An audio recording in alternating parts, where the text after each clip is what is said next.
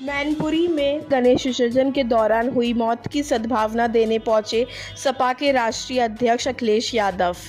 देवरिया जिले में हुए जगन्ना हत्याकांड में सही कार्रवाई होने की वजह जातियों की हो रही है राजनीति, बोले अखिलेश यादव। साथ ही कई मुद्दों पर मीडिया से रूबरू होते हुए सरकार पर उठाए कई सवाल। दुख है इस बात का कि धार्मिक आयोजन हो, सरकार की जानकारी में हो, उसके बावजूद भी सुरक्षा न देना और इंतजाम न करना, ये सरकार की लापरवाही है। और उसके साथ साथ जो गांव के लोगों से बातचीत करने पर जानकारी मिली है कि यहाँ पर पहले से पर्यटन विभाग का कार्य चल रहा था और पर्यटन विभाग जानबूझ करके गहरे गहरे गड्ढे खुदवा रहा था।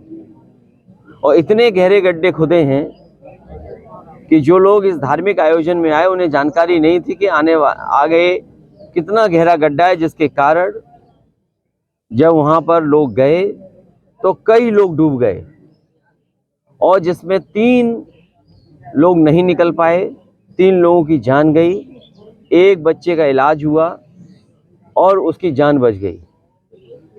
सवाल ये है कि अगर सरकार का वहाँ कार्यक्रम चल रहा था या कोई कार्य योजना थी तो बोर्ड क्यों नहीं लगाया? और सरकार के लोगों की जिम्मेदारी बनती थी जानकारी देने के लिए लोगों को कि यहाँ पर पहले से कार्य चल रहा है, इस क्षेत्र में आप ना आगे बढ़ें या इस क्षेत्र में ही आप अपना धार्मिक कार्यक्रम कर लीजिए। ये सरकार तो वो है जो दावा करती है कि धार्मिक आयोजनों की पूरी सुरक्षा का इंतजाम होगा। इससे पहले भी मुझे याद है, मैं मेरठ के कांवड़ियों के परिवारों से मिला था, जिन कांवड़ियों के परिवारों के सदस्यों की जान गई, वहां पर भी पूरी लापरवाही थी, क्योंकि सरकार के मंत्री, मुख्यमंत्री खुद, प्रमुख सचिव गृह, डीजीपी या सुरक्षा को लेकर के सब इंतजाम किए गए थे और यहाँ तक कि मुख्यमंत्री खुद फूल बरसा रहे थे।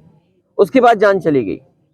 तो ये सरकार की जिम्मेदारी थी, सरकार को इनकी मदद करनी चाहिए। और अगर धार्मिक आयोजन में किसी की जान गई है तो सरकार को आगे आकर के मदद करें, इनकी परिवार को सरकारी नौकरी भी देने का काम करें। परिवार को 4 लाख रुपया आम आदमी के लिए अनुदान करके एक फ्री कर लिया गया।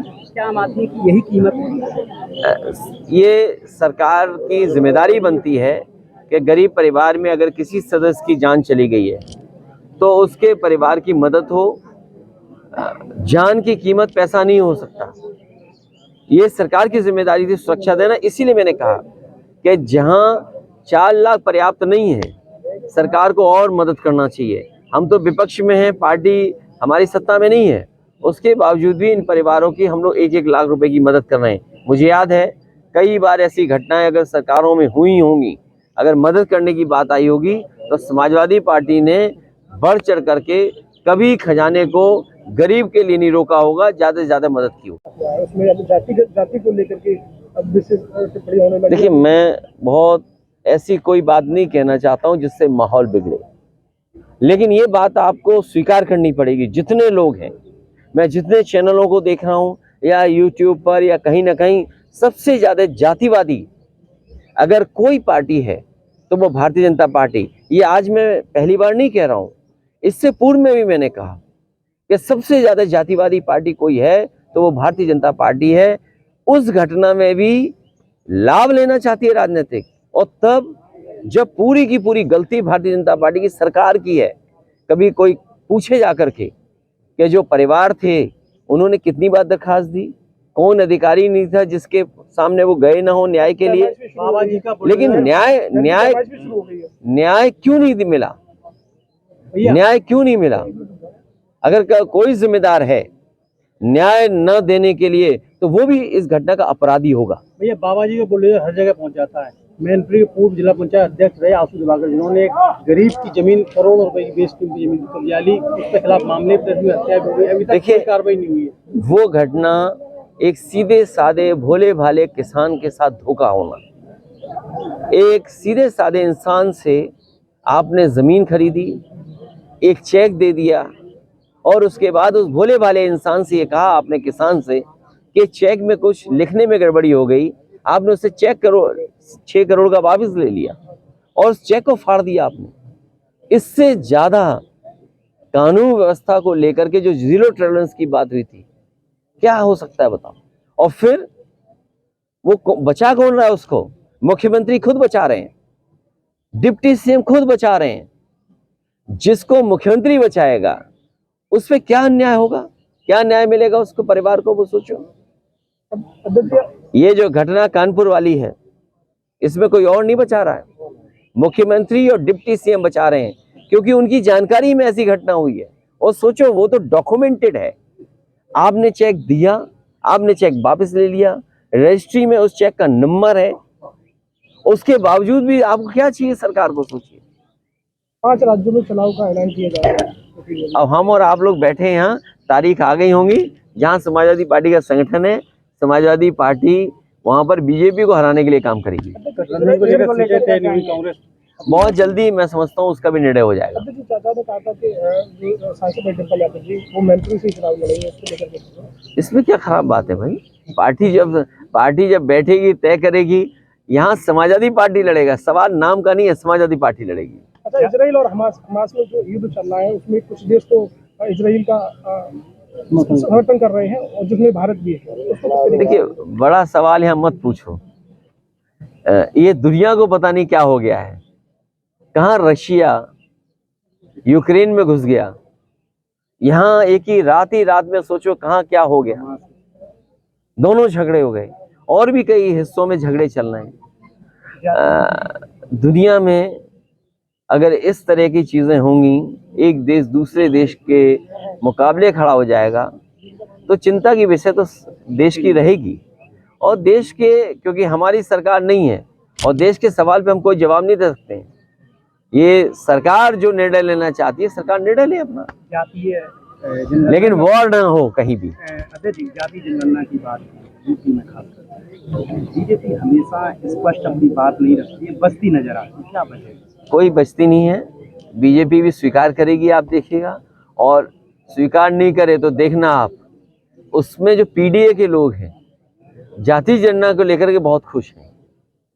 लेकर चला गया तो क्या कहेंगे? वो कल हमारा आयोजन है, उसके लिए नेताजी यहाँ के परिवारों से जुड़े रहे, और नेताजी वो नेता रहे जिन्होंने लोकतंत्र, समाजवाद और सेकुलरिज्म को बचाने का काम किया। एक जमीनी नेता, एक धरती के नेता, जो यहाँ के लोगों की भावनाओं को समझते थे, लोगों के सुख दुख में रहे। और उसका परिणाम ये रहा कि नेताजी को यहाँ की जनता ने ऊंचाइयों तक पहुँचाया। हम लोगों ने याद करते हैं, और ऐसे नेता कभी कभी धरती पर आते हैं। हम लोगों को उन्होंने रास्ता दिखाया, न केवल हम समाजवादियों को, बल्कि राजनीति में एक नई दिशा दी उन्होंने। इसलिए उनको हमेशा हम लोग याद करेंगे। आज क्योंकि मान्यवर काशीराम जी को भी हम याद करते हैं, कि जिनका योगदान दबे कुचले शोषित वंचित लोगों को जगाने में लगा रहा। बाबा साहब भीमराव अंबेडकर, उनके सिद्धांत और खासकर बहुजन समाज को जागरूक करने का काम और राजनीति में उनको स्थान देने का काम अगर किसी ने किया है तो मान्यवर काशीराम जी ने किया। मैं आज उनको याद करता हूँ, और ये जगह तो वो है जिसने कभी मान्यवर काशीराम जी को बगल की लोकसभा से लोकसभा में भेजने का काम किया था। वो भी राजनीति का एक ऐतिहासिक समय था जब नेताजी और मान्यवर काशीराम दोनों मिलकर के एक राजनीति को नई दिशा दे रहे थे। और आज जब बिहार में सर्वे हो गया है, आंकड़े आ गए हैं, तो जो लड़ाई नेताजी ने, मान्यवर काशीराम जी ने लड़ी, और जिन पर ये दोनों नेता सिद्धांतों पे चल रहे थे, बाबा साहब भीमराव अंबेडकर, डॉक्टर राम मनोहर लोहिया, हमें उम्मीद है कि जिस तरीके से सर्वे के आंकड़े आए हैं, देश भी स्वीकार करेगा। और देश में भी आने वाले समय में इसी तरह जाति जनगणना होकर के उन तमाम जातियां जो पीछे रह गईं सामाजिक रूप से और आर्थिक रूप से, उनको बराबरी में लाने का काम चलता रहेगा। लेकर चला गया तो क्या कहेंगे? वो कल हमारा आयोजन है, उसके लिए नेताजी यहाँ के परिवारों से जुड़े रहे, और नेताजी वो नेता रहे जिन्होंने लोकतंत्र, समाजवाद और सेकुलरिज्म को बचाने का काम किया। एक ज़मीनी नेता, एक धरती के नेता जो यहाँ के लोगों की भावनाओं को समझते थे, लोगों के सुख दुख में रहे, और उसका परिणाम ये रहा कि नेताजी को यहाँ की जनता ने ऊंचाइयों तक पहुँचाया। हम लोगों ने याद करते हैं, और ऐसे नेता कभी कभी धरती पर आते हैं। हम लोगों को उन्होंने रास्ता दिखाया, न केवल हम समाजवादियों को बल्कि राजनीति में एक नई दिशा दी उन्होंने। इसलिए उनको हमेशा हम लोग याद करेंगे। आज क्योंकि मान्यवर काशीराम जी को भी हम याद करते हैं कि जिनका योगदान दबे कुचले शोषित वंचित लोगों को जगाने में लगा रहा। बाबा साहब भीमराव अंबेडकर, उनके सिद्धांत और खासकर बहुजन समाज को जागरूक करने का काम और राजनीति में उनको स्थान देने का काम अगर किसी ने किया है तो मान्यवर काशीराम जी ने किया। मैं आज उनको याद करता हूं, और ये जगह तो वो है जिसने कभी मान्यवर काशीराम जी को बगल की लोकसभा से लोकसभा में भेजने का काम किया था। वो भी राजनीति का एक ऐतिहासिक समय था जब नेताजी और मान्यवर काशीराम दोनों मिलकर के एक राजनीति को नई दिशा दे रहे थे। और आज जब बिहार में सर्वे हो गया है, आंकड़े आ गए हैं, तो जो लड़ाई नेताजी ने, मान्यवर काशीराम जी ने लड़ी, और जिन पर ये दोनों नेता सिद्धांतों पे चल रहे थे, बाबा साहब भीमराव अंबेडकर, डॉक्टर राम मनोहर लोहिया, हमें उम्मीद है कि जिस तरीके से सर्वे के आंकड़े आए हैं, देश भी स्वीकार करेगा, और देश में भी आने वाले समय में इसी तरह जाति जनगणना होकर के उन तमाम जातियां जो पीछे रह गईं सामाजिक रूप से और आर्थिक रूप से, उनको बराबरी में लाने का काम चलता रहेगा। हमारे शहर फिरोजाबाद में सीबी गेस्ट हाउस आपके लिए पूर्ण रूप से तैयार है। यहाँ पर हर प्रकार की सुविधा उपलब्ध है, जैसे कि AC hall, AC room, kitchen, tent, flower decoration, generator, light आदि। हमारे सीबी गेस्ट हाउस में सभी तरह के प्रोग्राम व कार्यक्रम की व्यवस्था है, जैसे कि महिला संगीत, बर्थडे पार्टी, एनिवर्सरी, शादी, रिंग सेरेमनी जैसे प्रोग्राम की सुविधाएं उपलब्ध हैं।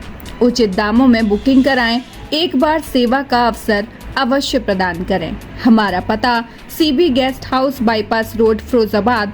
अधिक जानकारी के लिए 9720507915 या 7830908911 या फिर 9219245196 पर संपर्क करें।